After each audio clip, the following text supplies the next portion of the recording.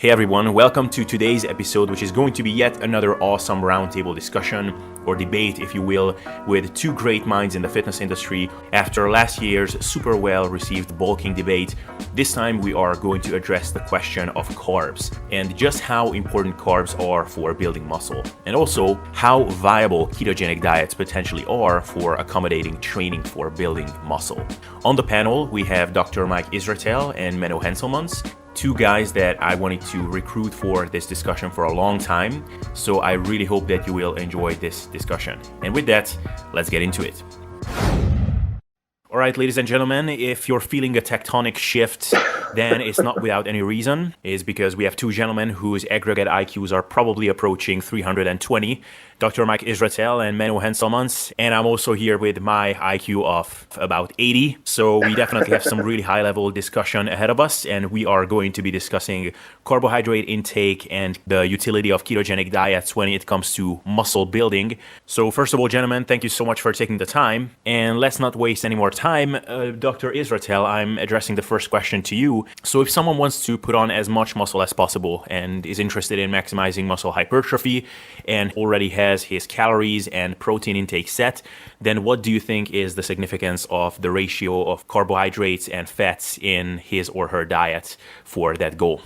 I think as long as you set protein and calories, you actually have done quite a bit to get your furthest that you could. And the entire issue of carbs versus fats is relatively minor.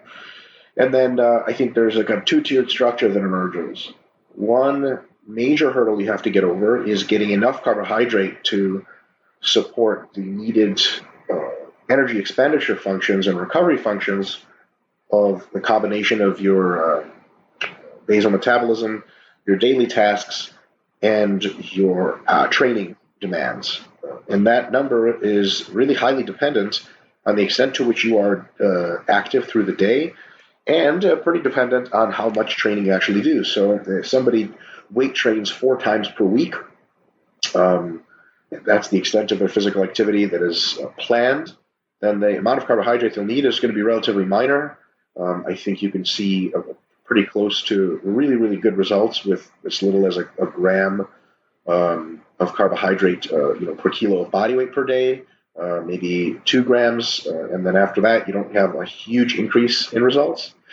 If somebody trains twice a day, sport-specific training, tons of volume for hypertrophy or what have you, somebody like a CrossFitter, for example, then a considerable advantage is seen with higher carbohydrate intakes scaled to performance, 4 grams per kilo per day of carbohydrate, sometimes higher. And then so that takes care of most of the advantages of carbohydrates, and then there's some hypothetical smaller advantages if you go even higher than that and lower than fats. That comes at considerable trade-offs, but some of these advantages are based on the special qualities of carbohydrates that are not seen with fats. For example, the ability to mediate insulin secretion, especially area under the curve for long periods of time. So if you have a high carbohydrate environment as opposed to a high fat environment, you could have a high degree of insulin-mediated anabolism, which includes anti-catabolism as the primary source of that. You have insulin-mediated recovery. Insulin is very good at stimulating recovery, especially when paired with carbohydrates. So it's something you don't just see from insulin itself, but insulin paired with carbs. Higher stores of glycogen, you see glycogen-mediated recovery. It's been shown that when you have high glycogen stores chronically, that you have actually higher anabolism, probably due to direct signaling. So if you have really, really high glycogen stores as opposed to just adequate ones, there's probably a small advantage there. And then, of course, when you have a high degree of carbohydrates, you have a high anti-catabolism directly because they're alternative to amino acids. So carbs are actually very preferred fuel source, and in the presence of high carbohydrates, chances of amino acid catabolism, muscle catabolism is lower. You see lower cortisol levels, lower stress hormone levels with high carbohydrate, which is very good. Generally speaking, carbohydrates reduce fatigue well. And they promote parasympathetic response pretty well in a way that fats probably do not. There's very small differences. And I would say that calorie for calorie, carbohydrates are considerably more filling than fats, especially if you focus on certain kinds of carbohydrates. This is actually something Menno brought up earlier with his protein article, which I thought was a really great point. I don't think there's actually any more filling foods than vegetables that are voluminous and fruits. in that order, vegetables being more filling and then fruits after that, and then whole grains sort of with that are really far third place. But I think every other kind of fat is way, way further. So, if you're looking to diet hypocalorically, that's a very good argument for consuming plenty of carbohydrates. Although I understand there are some unique potential lower appetite situations with a ketogenic approach. We could sort of talk about that down the line. So I think that the argument that for a no carbohydrate diet excludes every single one of those benefits, and I would say in many cases is not a good idea, although in some I think it's a fine idea, and the most we could say about it is a fine idea. I think that consuming adequate carbohydrates to meet needs is probably very good, and then the path from adequate to optimal with all of these things that I just listed is quite a bit more tenuous. I wouldn't put a whole lot of money on it, but I think it's reasonably likely that there's some advantage there, although that advantage is small. So if somebody said, hey, how much carbohydrate versus fat should I eat if I want maximum results? My first answer would be, I would just get enough carbohydrate to meet those basic needs. And I would experiment with higher levels of carbs and lower levels of fats, so long as you're consuming enough fats, something like 0.6 grams of fat per kilo per day, and then sort of toggle those boundaries to see how you respond. So that would be my initial response to that. Excellent. Thank you for that, Mike. And with that, I'm turning to you, Menno. So my question would be the same. So if someone is interested in building the most amount of muscle possible, but is not engaging in any kind of concurrent training, such as soccer or jiu-jitsu or anything like that, then if protein and calories are set already, then what is the implication of carb and fat intake for achieving that goal? Yeah, sure. Well, funny enough, I think most people will go into this podcast that know Mike and me with the idea that I'm more the fat proponent and Mike's more the carb proponent. But if I hear Mike's talk, then in one sense, I'd actually be more pro-carb in the sense that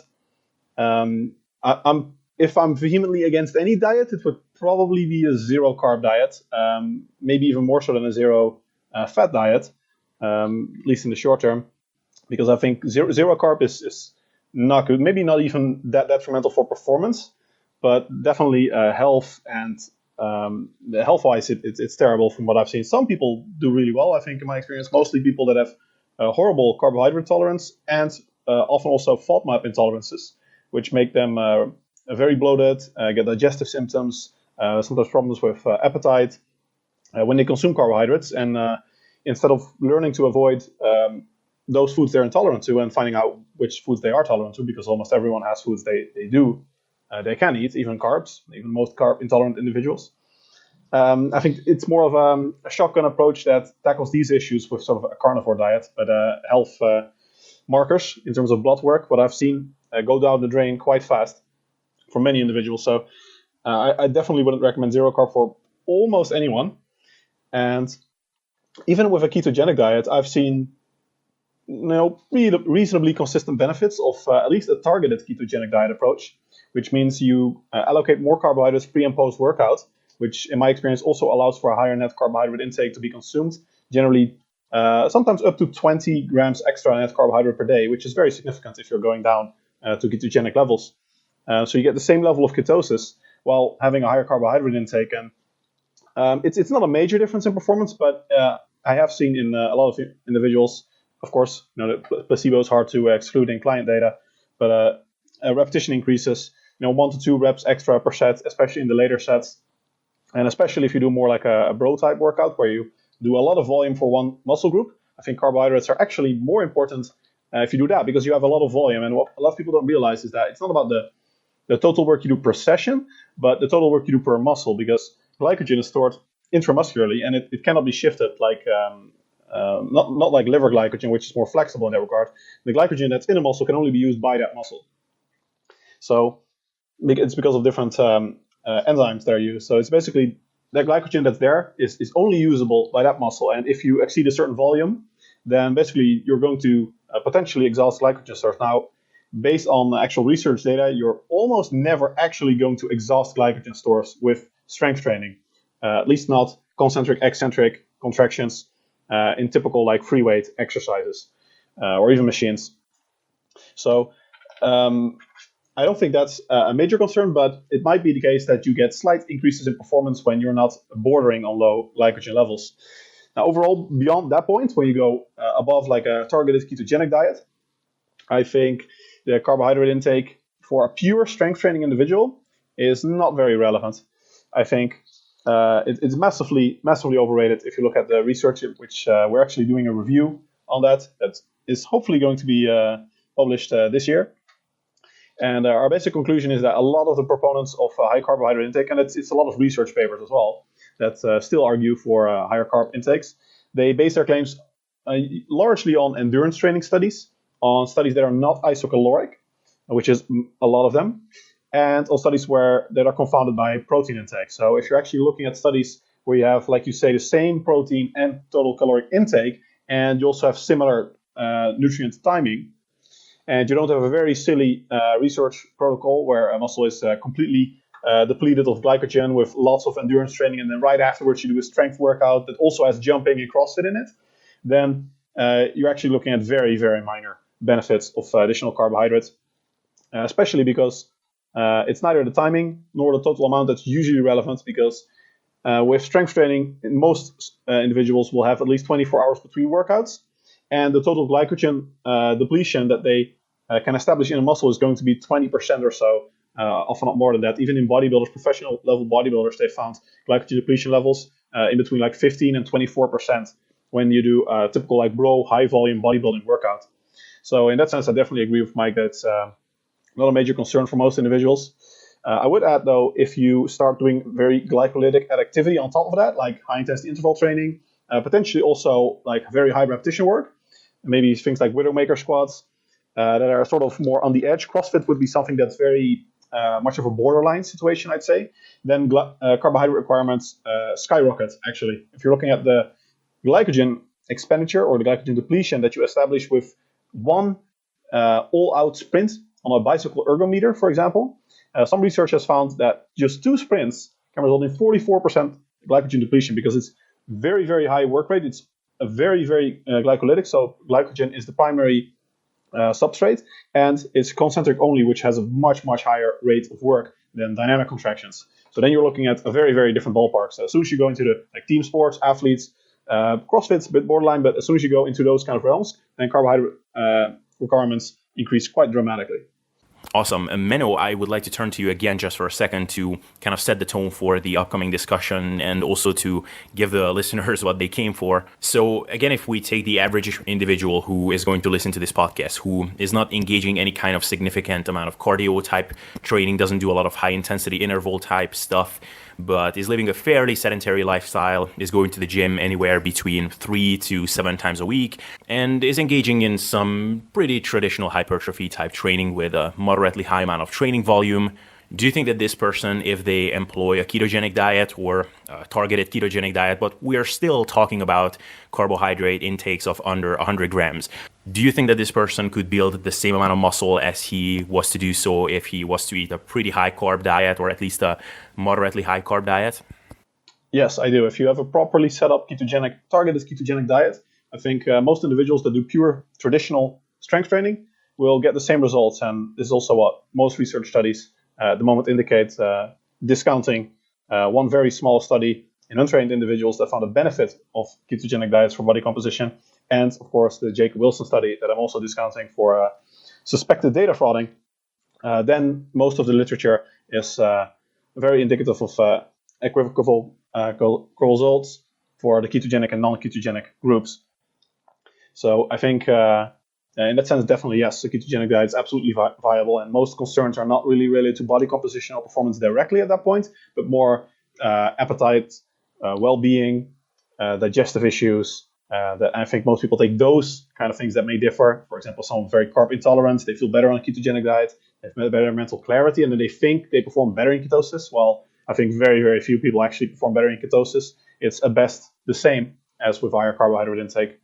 And on the other hand, you also have individuals that respond really poorly to ketosis, and they may not feel like they could get the same results. And for that reason, they may also not get the same results because they just feel so lethargic on a ketogenic diet that they cannot give the same level of effort. And then because of that mental reason, basically for psychological reasons, you do not get the same work output and therefore not the same results. But purely physiologically speaking, yes, I think most individuals will not need any more carbohydrate than a targeted ketogenic diet approach. Awesome. Thank you for that, Menno. And Mike, I'm going to drop the mic back to you. And ask you what you think is the utility of a ketogenic diet for someone who is interested in building the most amount of muscle possible. Yeah, sorry for my voice. That's actually a very good way to phrase it. What do I think of the utility of a ketogenic diet and muscle building? Let's just clear up something really quick. I think that Menno is properly often referring to strength training literature, which is a little bit different than hypertrophy.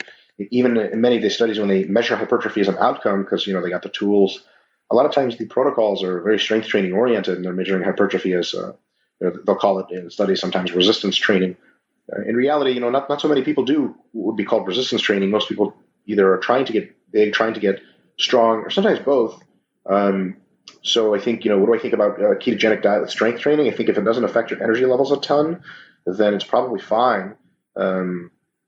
Is it better to consume some more carbohydrates? I'd say by a very small amount, probably still. I think the degree to which it is better to consume more carbohydrates goes up substantially if you go from strength training to hypertrophy training. Both the sort of theoretical physiological variables line up better, and you'll just probably have just realistically more real world energy. Almost everyone that's ever gotten meaningfully big, both drug free and with drugs, has done it with a higher carbohydrate approach. Maybe not crazy carbs, but certainly the idea that you can get jacked by being keto all the time has maybe like a 99-to-1 reference point in people who are actually jacked, which is not to say that maybe some people have overvalued carbohydrates for a variety of reasons, and we would be better off, or people could get the same result with keto. That is potentially true, in my estimation, unlikely to be true. But my big question, and I think Menno could probably answer some of this, is if we can demonstrate that things can get pretty much as good with keto, potentially with strength training. And of course, maybe less so with hypertrophy and not so with anything more than that. That's not much of an argument for keto. Like, hey, this won't screw you up as bad, or this won't screw you up as bad as you thought, or this won't really screw you up at all, is not really an argument for something. Like, you don't sell cars by saying this car doesn't suck. You sell it by saying it has advantages. And I do understand that keto has some advantages. What I will say is in my reading of the literature and work with people and stuff like that, I think keto's advantages is by no means clear they occur for everyone in the population. They're not dependable. So, for example, higher protein intakes are dependable in the sense that for the average human being, they help. Calories are universal insofar as they literally just make everyone better. Like, if you're hypercaloric, you will gain weight. Doesn't matter who you are. Going keto, particularly in low carb in general, is one of those things that it does have some unique advantages. Like it seems to have some psychological advantage for some people. I would say perceptual psychological advantages, which are not to be discounted, but that's very different from something like a mental performance measured by chronometry or IQ, where I don't think going keto actually has any advantages. Keto also has some advantages in appetite control, particularly a reduction in appetite on a hypercaloric diet. I will say that is really highly juxtaposed, must be very intelligently considered, to keto's proclivity to eliminate an entire food group or nearly eliminate an entire food group, which for many individuals just makes them binge and cheat, or certainly enhances the probability of that behavior. So I think if someone likes to do keto, if they have experimented with lower carbohydrates, then I think, and the experiment has been successful and sustainable, or at least for the time that they are intending on doing it sustainable, I think that's a fine way to go for strength training. So if someone is, let's say, a powerlifter and does mostly sets of 1 to 5 reps, and that doesn't train with a huge amount of volume, and they've been smashing carbs, in this effort to get everything out of they can out of their training, and they're like, I hate carbs, I'm tired of this shit, I just poop all the time. I'm trying to do a lower carb diet. What I would say to them is, I would experiment with cutting carbohydrates to some degree and seeing if performance and strength suffer. And of course, concomitantly replacing that with either protein or fat intake, because a lot of the people who say, keto didn't work for me, was because you only ever ran it hypocalorically. If you run eucaloric keto, eucaloric lower carbohydrates, it actually feels quite a bit different than hypocaloric. A lot of things people that will say low carbs are doing, it's really just something low calories are doing. You have high carb, low fat, and low calorie, all of a sudden you feel like just as low energy as you did on keto. So I would say, my instruction for them would be cut your carbohydrates and see what happens. And if they cut their carbohydrates and they feel fine and training's going well, I'm not going to be like, the stupid, you're an idiot. And they would say, hey, listen, what if I cut them more? Obviously, cut them more, right? And you get to a point where after you cut carbohydrates significantly enough, you may suffer either probably unlikely to suffer performance loss in strength training. What you'll suffer is slower rates of gain, which can be hard to tell. But if you're a very good trainee and you keep a lot of data on yourself, you can say, oh, look, things are just not moving the same way they used to.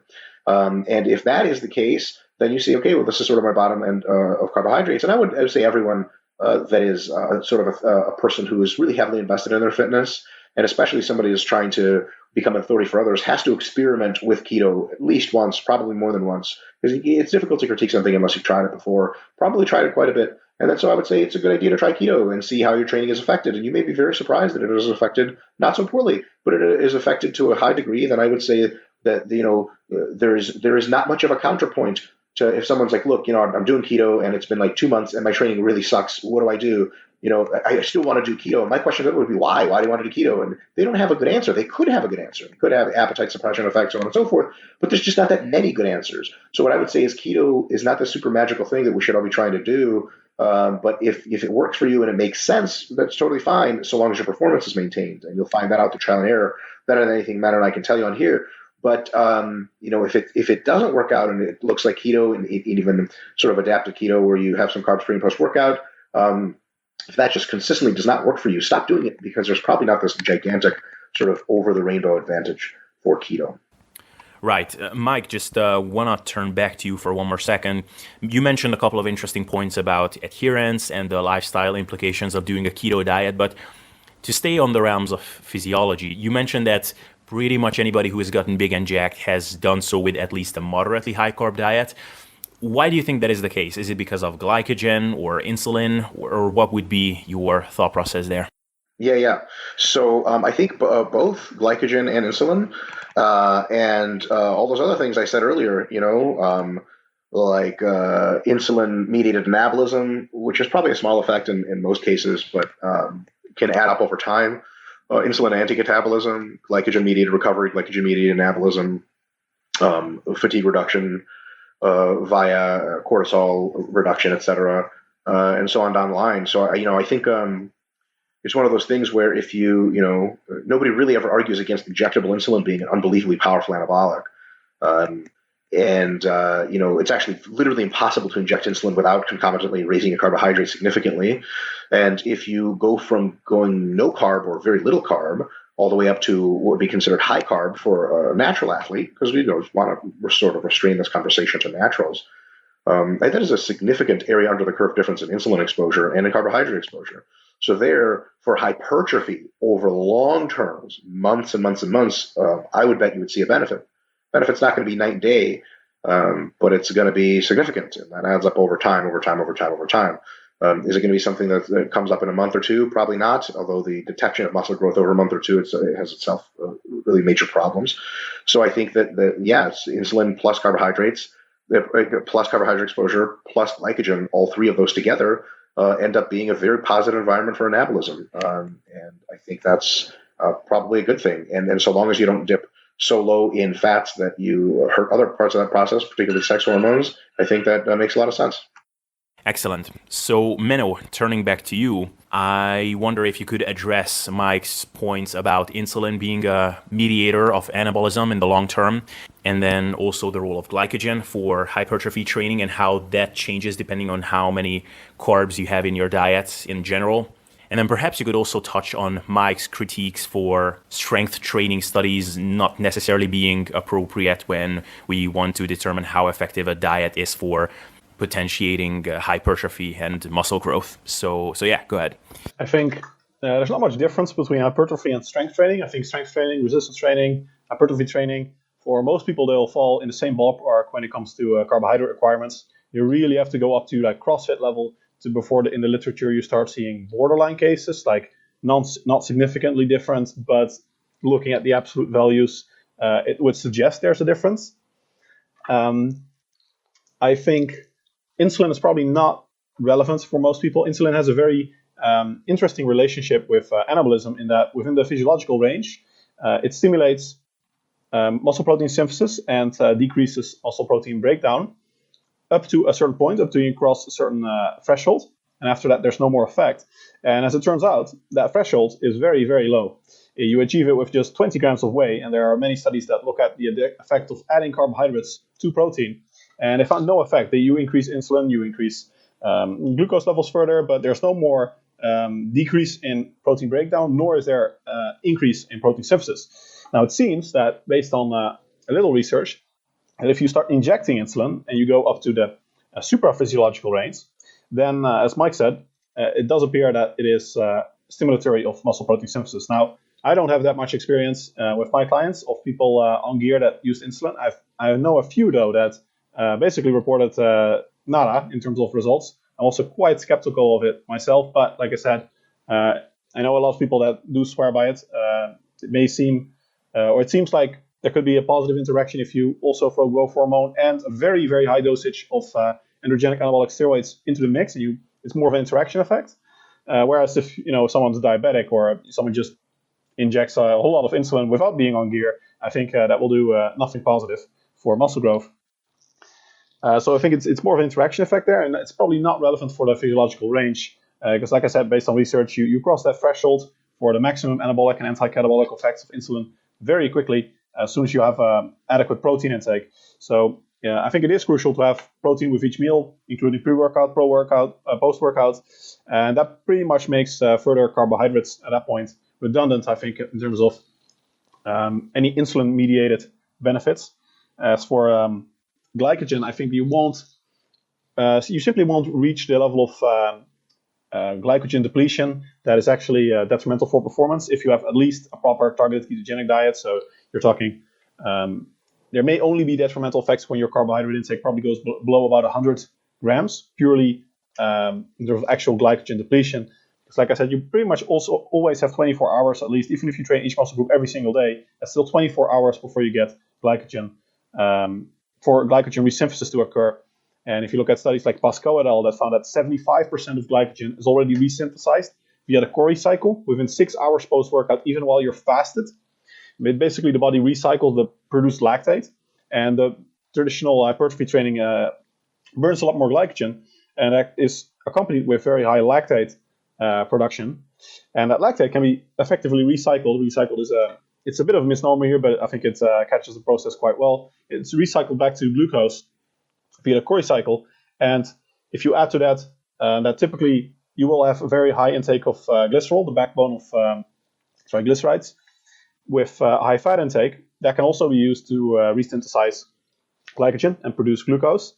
Then, even without any significant contribution of gluconeogenesis from amino acids, you already have enough time for the body to actually resynthesize the little glycogen that was lost, especially if you also add in fat adaptation, potentially higher contribution of fatty acids during exercise, especially in between the workouts to resynthesize glycogen. I think you just won't get to the realm where you actually need additional carbohydrates for glycogen production and therefore performance. So I think it's really zero benefits you get. I do agree with Mike that that's not really a promo for the ketogenic diet, in that you basically, what I'm saying is, if someone for whatever reason wants to do a ketogenic diet or is curious to try it, and I also agree with Mike that it's something that everyone should definitely try to see how you respond to it, then I'd say I think it's viable for at least most individuals, barring obscene training volumes.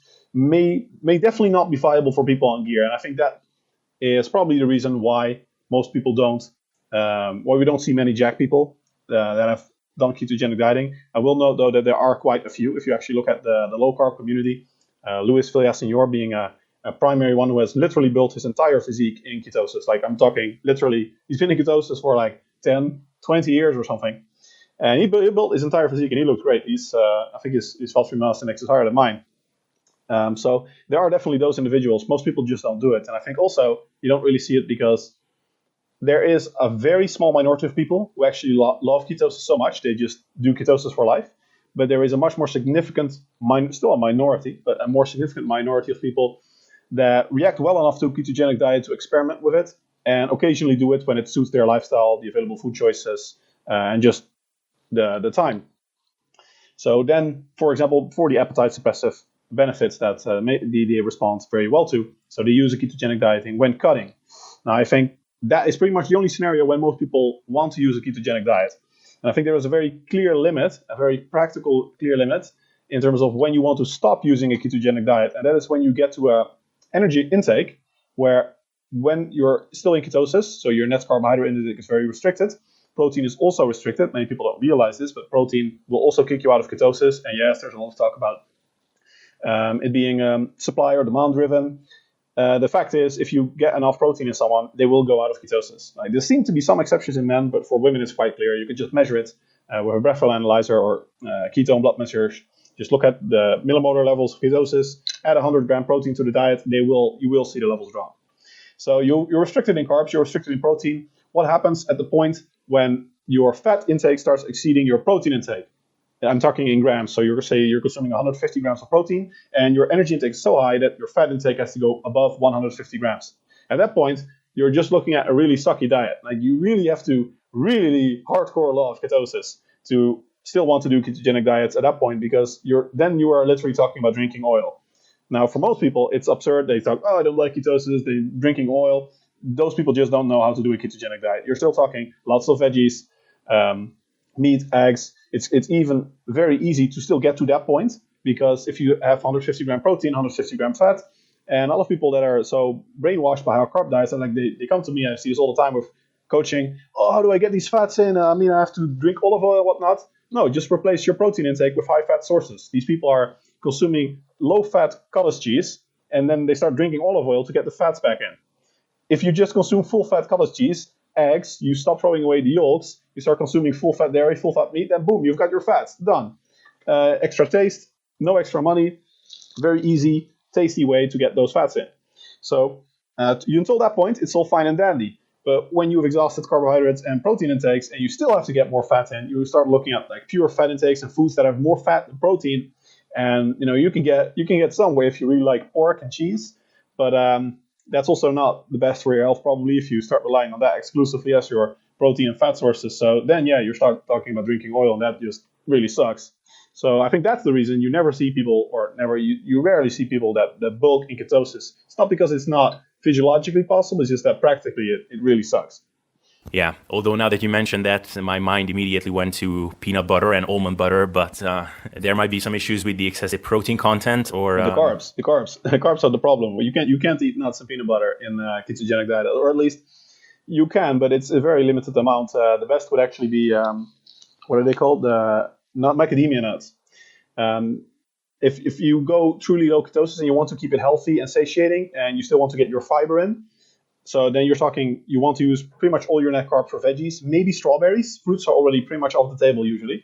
You're talking, even things like coffee and stuff can be problematic because of the carbs. Many sauces are problematic.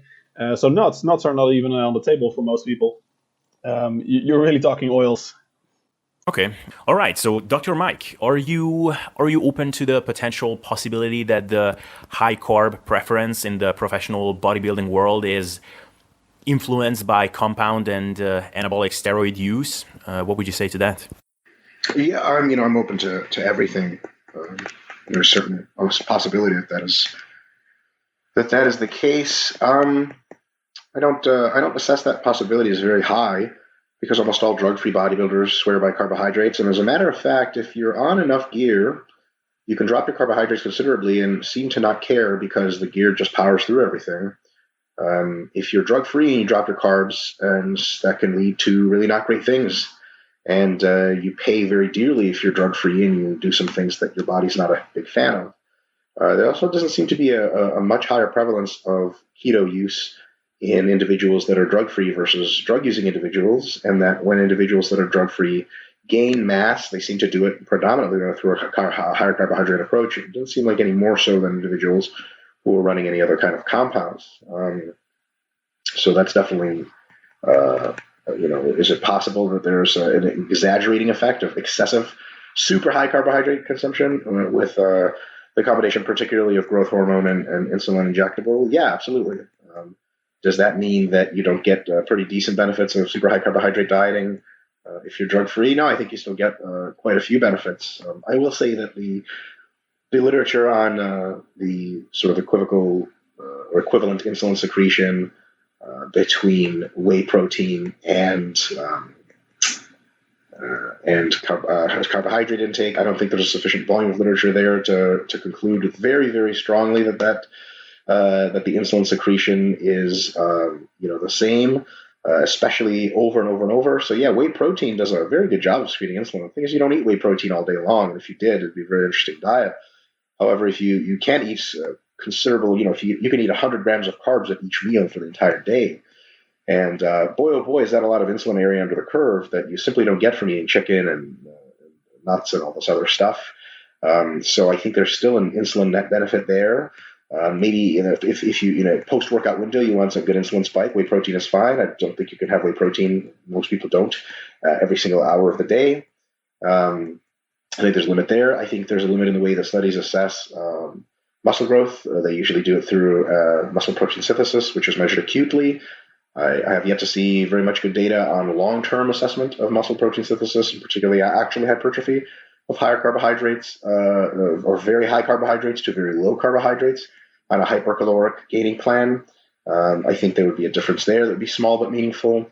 And then I think lastly, fats are considerably more adipogenic when consumed in excess than carbohydrates. Of course, both are adipogenic if excess of calories is consumed.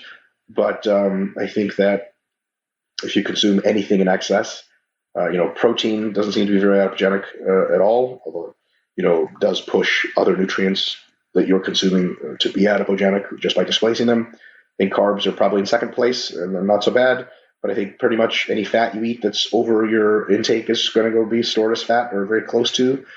So, when people are eating, really high amounts of fat and very low carbs, the additional benefits to eating that sort of unbelievable amount of fat are small, if not zero.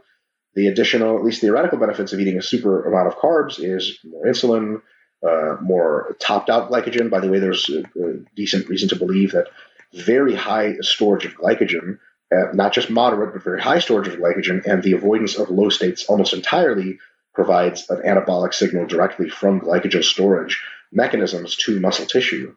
So there's something to be said for keeping really, really stocked up versus just avoiding the very lowest extremes. So I think all those advantages of super high carbs over time, I think amount to something and don't come with a really huge adipogenic risk. But I think that super high levels of fats do come with a huge adipogenic risk. And also something and I don't think Menno and I are going to particularly argue about this, but Jesus Christ, when nuts are off the menu and nut butters are off the menu, there had better be a good fucking reason, including all fruits being off the menu. There had better be a good fucking reason for you to be doing that shit. So just sort of coming back to, I think, one of the more pertinent points here is why, for the love of God, why keto? And, there are some good reasons, but they're good reasons. They're not great reasons, and they're very individual reasons. So, sort of public service announcement. It's just when you're that restricted with your diet, what is it that you are chasing? I would sort of introduce that it's not much. All right, so Menno, let's just transition quickly over to this point, which Mike just mentioned about the potential issues with fat overfeeding and that being potentially more body fat increase inducing compared to high carb overfeeding. And perhaps the high efficiency of fat being stored as body fat is problematic if you're doing that in the long term. So do you think that there is some possibility that the ratio of carbs to fat in an overfeeding type scenario, which we are talking about in the case of bulking, is going to influence how much fat versus muscle someone is going to gain in the long term? No, I don't think so, actually. That comes from very short-term research, which has been replicated a few times, including in metabolic ward research with even protein intakes, that you get the same result in the end, as long as you're not going zero fat, so as long as you're at least in practical range of macronutrients. See, the body doesn't register what the surplus is. It just registers total intakes. So if you're consuming very high carbohydrate intakes and you measure fat storage in, say, 1 or 2 days, then yeah, you get immediate fat storage with high fat diet, and not so much with very high carbohydrate diet because it first gets stored as glycogen. But when you continue the measurement period and you extend it to, say, 30 days, you get the same net fat storage in the end because you have the same energy balance. Because once the glycogen stores are topped up, you're still going to get fat storage. And if you exercise, you So you're in deficit, you have to burn that glycogen off again before you can start losing fat. So in deficit and surplus, the same holds. You get the same body composition change in the end. Note that there's also, it's not just protein synthesis, but also nitrogen balance research and some limited, very limited, I'll have to admit, research on actual different proportions of carbohydrate and fat, where they mostly diet. But there's one ancient one that's not even available online, but you can still access it in a book where they actually looked at strength development and a rudimentary measure of body composition, just total body composition, and found no difference with high carb and lower carb. So it's not just acute data. There is quite a lot to go on to at least estimate there's no difference, but I'll agree that there is a definite lack of research. One point I'd also touch on is that the idea that all people that are jacked are consuming high carbs diets is very specific to the population you look at. I mean, bodybuilders are a very, very niche culture. They're very strong in their traditions.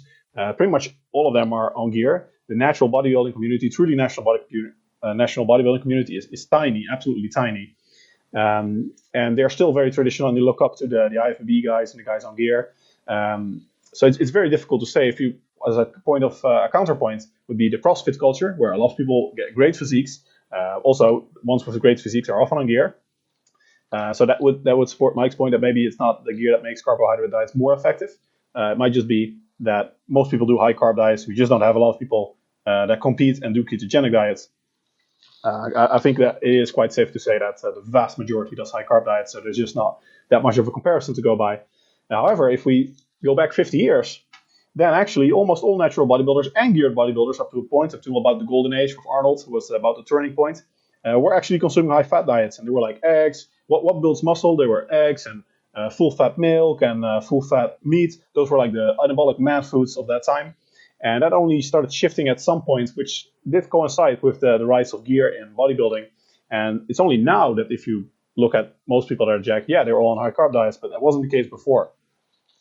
It's all anecdotal and historical in the end. I think the research is by far the strongest that we have to go by.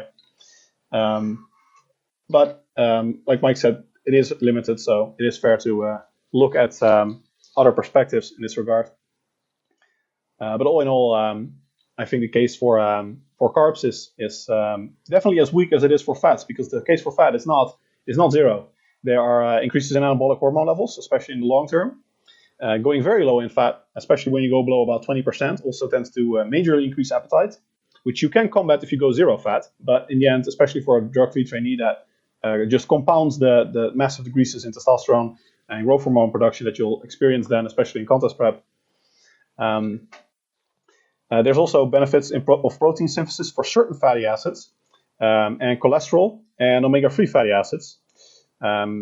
And very, very scant research hinting at benefits of some omega-6, mostly funded by supplement manufacturers, I'll have to add, arachidonic acid and those things. They may have some benefits. CLA is another fatty acid that's been proposed to have some benefits. So if you add it all up, cholesterol, omega-3s, all of these fatty acids that may have some effect, anabolic hormone levels, then you could build a case for fat that, there is some benefit as well. And I think in the end, when can equate it for energy balance, I think it will pretty much cancel out. And the best approach is don't go super low on either. You want a bit of a balanced approach. And once you're in that realm, I think the difference will be pretty trivial for most people. Excellent. So guys, since we unfortunately have to wrap things up slowly because of time constraints, Mike, do you have perhaps some question or comment to Menno on his points that he just made, such as fats are not necessarily being more lipogenic than carbohydrates in overfeeding type scenarios, and also perhaps on the potential beneficial anabolic effect of certain fatty acids, and that maybe we should not overlook those? So fire away. I would like to point out that the introduction of anabolic agents occurred probably in mass in the 1960s, and that's sort of shortly thereafter high carbohydrate diets became in vogue.